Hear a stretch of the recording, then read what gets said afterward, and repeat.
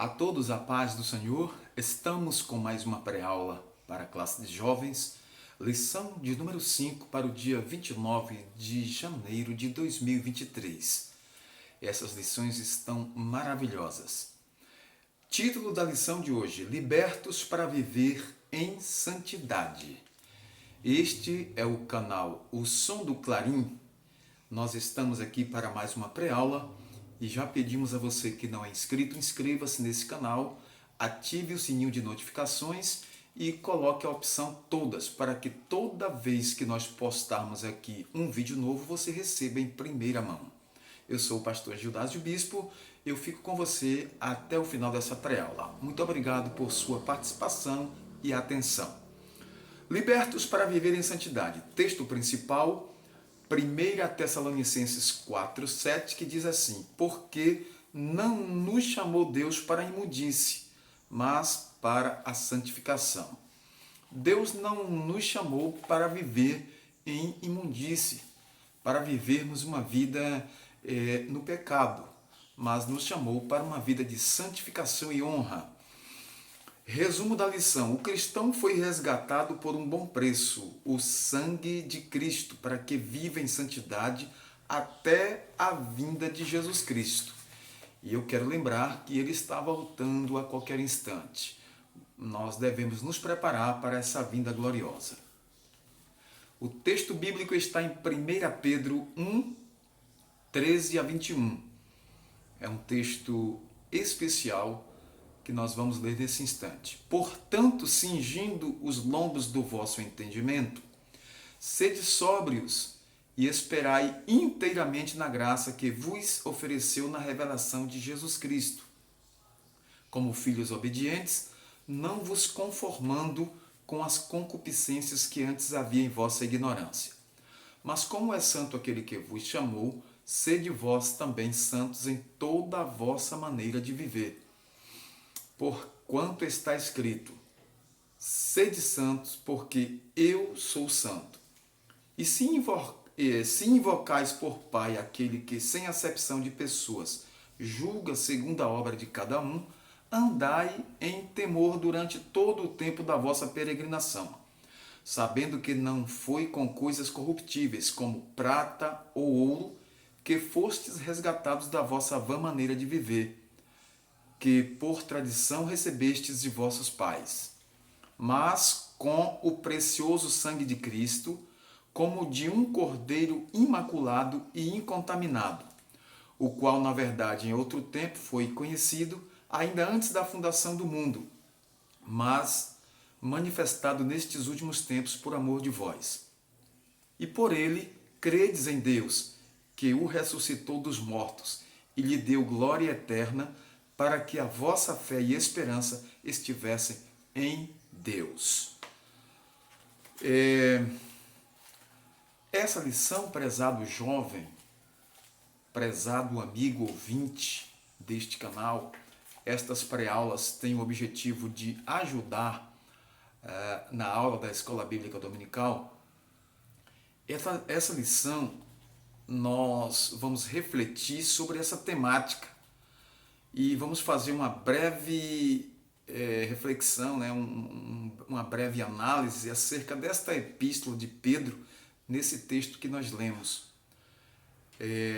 A mudança de vida é importante porque sem santificação, sem mudança de caráter, sem uma nova vida, nós não veremos a Deus. Seguir a paz com todos e a santificação, sem a qual ninguém verá o Senhor.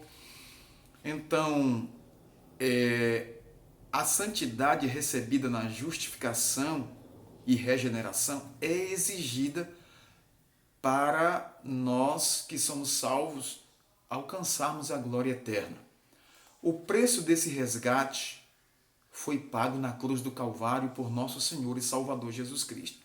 Somente com esta santidade, com o preço que foi pago por Cristo, nós entraremos na glória. Então, é condicional, sim. Nós temos uma condição para entrar na glória. É sermos salvos, libertos pelo poder do sangue de Cristo e essa santidade que nós devemos buscar cada dia, porque o Senhor diz: sede santos, porque eu, o Senhor, sou santo. Nesta primeira parte da lição, o contexto fala da carta de Pedro à igreja. Os destinatários eram pessoas, na sua maioria, estrangeiras, sem permissão para participar da vida pública e nem possuir terras e também receber herança ali.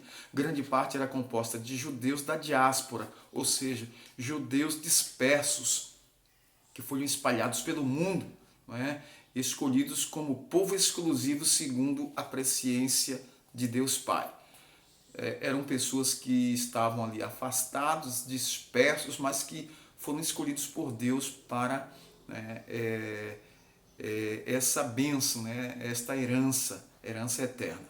Então a carta de Pedro, ela enfatiza algumas coisas. Vamos ver aqui. Primeiro, a perseguição, várias perseguições estavam acontecendo, e vamos ver aqui três tipos de perseguições que aqueles irmãos estavam enfrentando. Primeiro, perseguição pelos romanos, que consideravam como um povo desprezível, Os romanos consideravam ali aquele povo um povo desprezível, supersticioso e pervertedor da moral e da ordem romana. Então, aqueles irmãos eram desprezados por causa disso, porque serviam a Cristo e os romanos lhes desprezavam mesmo. Também eram desprezados pelos judeus. Por quê? Os judeus perseguiam os cristãos por motivos religiosos e políticos. Os judeus, em algumas situações, para manterem a boa relação com o poder político, com o poder público romano, denunciavam os cristãos às autoridades romanas. Várias vezes nós tivemos esses episódios, esses fatos narrados, principalmente em Atos dos Apóstolos. Então, para manterem boa relação com o poder político, eles denunciavam os cristãos e assim a perseguição vinha através dos próprios judeus. E também pela própria população local, porque por motivos sociais, na grande maioria, o povo que realmente servia a Deus era um povo pobre, financeiramente, e assim, por questões sociais, eram perseguidos, também por diferenças de práticas religiosas e políticas, então eram perseguidos. Um povo desprezado pela sociedade, considerado como escória, mas Deus estava ali renovando a fé, a esperança, através da epístola de Pedro, e Deus diz, Deus estava falando ali, vocês são povo meu exclusivo, povo exclusivo.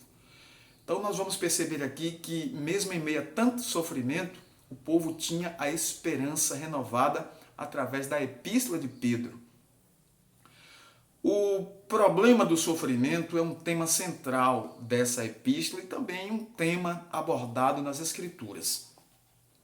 Essa carta de Pedro tem o propósito de encorajar os destinatários a manterem sua fé viva, sua fé forte, fortificada no Senhor Jesus, mesmo diante de tantas perseguições e adversidades. Viver a situação deles e seguir as orientações bíblicas não é tão simples assim. Exige disciplina, fé, perseverança, e não é fácil, mas perseverar era e é muito importante. Então, era comum aos cristãos serem caluniados, injustamente serem levados aos tribunais. Era o estilo de vida separado da sociedade que eles tinham.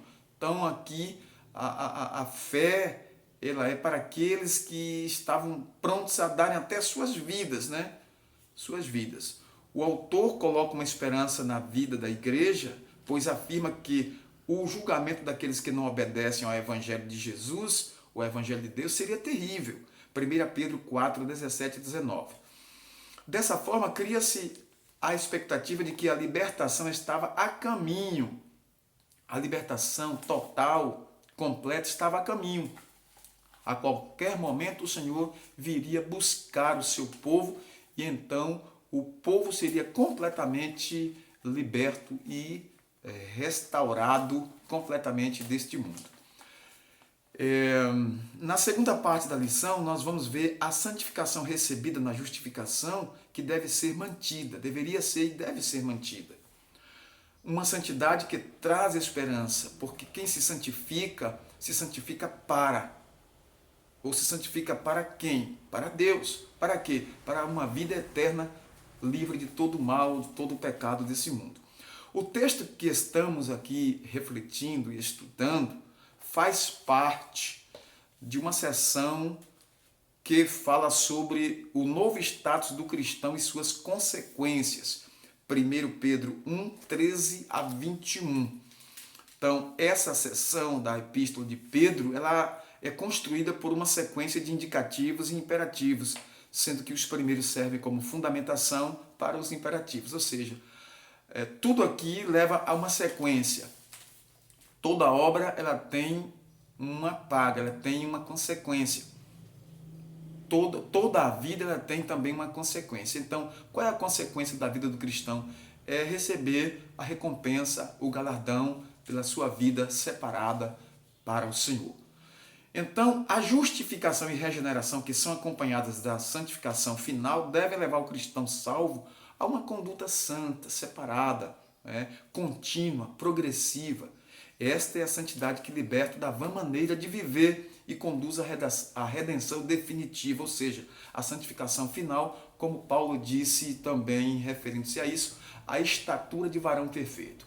Nós não somos perfeitos, mas estamos caminhando para a perfeição final, a estatura de varão perfeito quando nós deixarmos este mundo. Paulo falou um pouco sobre isso lá em 1 Coríntios capítulo 15, quando fala da nossa restauração final, quando isso que é mortal se revestir da imortalidade e isto que é corruptível se revestir da incorruptibilidade. Nós seremos para todo sempre libertos desta matéria e assim, com um novo corpo glorificado pela ressurreição ou pelo arrebatamento, nós alcançaremos a perfeição na glória, assim nos promete o Senhor. Então, Deus é santo e requer santidade daqueles que lhe seguem. Sede santo porque eu sou santo. Assim, a melhor forma de se entender a santidade de Deus é entender a vida e obra do próprio Senhor Jesus Cristo, que disse: quem me vê a mim, vê ao meu Pai.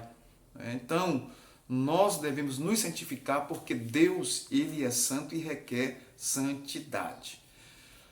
Na última parte da lição, que é a santidade que liberta, nós percebemos aqui que o fundamento para a liberdade realmente é o resgate.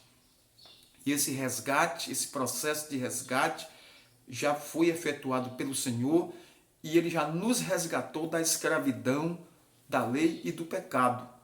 O escravo ficava submetido ao controle de outra pessoa e não tinha nenhuma liberdade. Então, nós agora somos livres porque fomos libertados e resgatados por Cristo. E agora somos servos dele. Podemos dizer, somos escravos do Senhor. No Novo Testamento, esse fato é comparado com a posição do ser humano sem Deus. Escravo do pecado, serve ao pecado e é escravo daquele a quem se submete. Agora nós somos libertos por Cristo, servimos ao Senhor. O cristão é agora resgatado para ser livre do mal, livre do pecado, livre da morte, livre da condenação. Jesus, o Cordeiro de Deus, é o Cordeiro que tira o pecado do mundo. Surge na plenitude dos tempos. Jesus veio, veio para nos resgatar. O cristão agora é redimido por meio do sacrifício de Cristo. Para quê? Para a liberdade que Cristo nos dá para vivermos uma vida gloriosa na presença do Senhor, fazendo a sua vontade aqui nesta terra. O final desta lição, jovem, nos mostra que o plano de Deus é tornar as pessoas íntegras e santas por seu amor. Na classe aí os professores eles podem reunir e ouvir testemunhos de vidas libertas e de vidas que são vidas que são agora salvas para viver em santidade. Nós temos diversos exemplos em nossas salas, temos exemplos de vidas santas, santificadas por Cristo e que vivem agora para Deus. Então, uma vez justificado e participante do processo de santificação, o cristão agora já está no caminho da vida eterna com Deus. Trilhamos agora a vida, o caminho que nos leva à vida eterna. Já somos salvos aqui e, como Jesus disse, eu sou o caminho, a verdade e a vida. Quem vem a mim, quem vem a mim, de maneira nenhuma lançarei fora. Agradecemos a Deus porque Pedro, em sua primeira carta, escreveu para pessoas, na sua maioria, estrangeiras, que viviam naquela época uma grande perseguição. Por isso elas não dispunham de poder para participar da vida pública, possuir terras, etc., receber herança, mas sentiam alegria em participarem do sacrifício de Cristo e do resgate. Agora tinham uma riqueza eterna, passaram para a eternidade nessa esperança e agora estão numa vida melhor. Elas foram libertas para viver em santidade, apesar do sofrimento que enfrentavam em seus dias. O sofrimento nos tira da presença de Deus? Não. Nós precisamos perseverar. Não importam as circunstâncias, precisamos perseverar no Senhor para usufruirmos aqui, como disse o Senhor, aqui 100 vezes tanto e por fim a vida eterna. Então, essa lição, ela traz aprendizados interessantes. Por quê?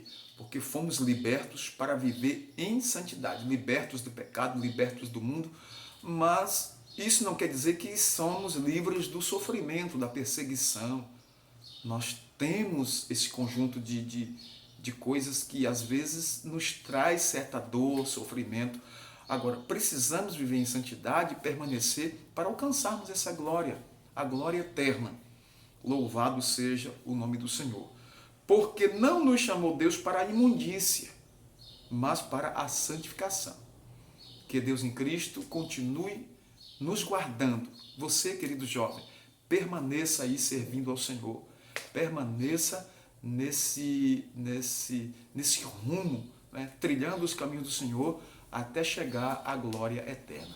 A todos nosso muito obrigado pela atenção. Até uma próxima pré-aula. Que Deus em Cristo continue te fortalecendo para que você vença este mundo e alcance a glória eterna. Nosso Deus e nosso Pai, nós te agradecemos pelo privilégio nesta hora, Senhor, de estarmos aqui transmitindo a Tua palavra para as classes de EBD, classes de Escola Bíblica Dominical. Te agradecemos pelo privilégio de ministrar para os jovens, Senhor. Te agradecemos por tudo, em nome do Senhor Jesus Cristo, Teu Filho amado, que vive e que reina para sempre. Te agradecemos por tudo, em nome do Senhor. Amém. A todos nosso muito obrigado e até uma próxima pré-aula, se Deus nos permitir. Muito obrigado a todos.